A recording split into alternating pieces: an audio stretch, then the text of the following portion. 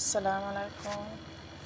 তো আজকে হলো যাই বৃহস্পতিবার। তো আজকে আমার আবার একটু কাজ বেশি, বাইরে ভিতরে মানে বাড়ির ভিতরে, বাড়ির ঘরের ভিতরে পুরো সাফ করতে হবো।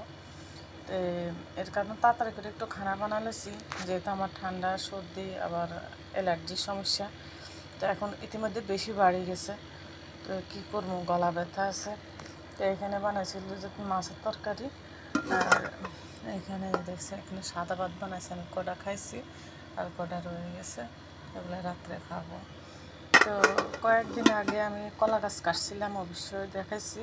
তো কলাগুলো কিন্তু ফাঁকছে, এই যে সেই কলা, এগুলো কিন্তু ফাঁকে গেছে, ওই একবারে পুরোপুরি ফাঁকছে। আমি কি করছি, কার্টুনের ভিতরে ঢুকাই রাখছিলাম, মনে করছি যে কাঁচা থাকবো, তরকারি রান্ধি খামো। তো এখন দেখতেছি না, এগুলো একদম ফাঁকে হয়ে গেছে ওই। তো এখন কি করবো, আর আমি তো আর কাঁচা কলা খাইতে পারি না, কি জানি ফাঁকনা কলা খাইতে পারি না, কাঁচা কলা আমি খাইতে পারি। কাঁচা হলে আমি তরকারি রান্ধি খাই, বা আপনার ওই যে টক দিয়ে তেঁতুল দিয়ে খাইতে পারি। তো এগুলো আমি অর্ধেক আমার বেডি লেগে রাখি দেবো, আর অর্ধেক আমি কিছু এখানে লোক আছে ওদেরকে দিয়ে দেব।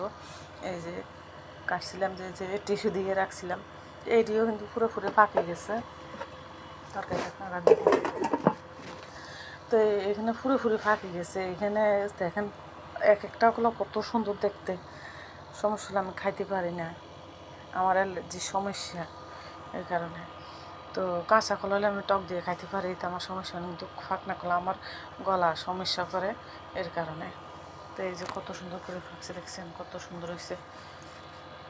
পলিথিন বান্ধে রাখো না, ইয়ের ভিতরে কার্টুনের ভিতরে এলে ফাঁকে গেছে।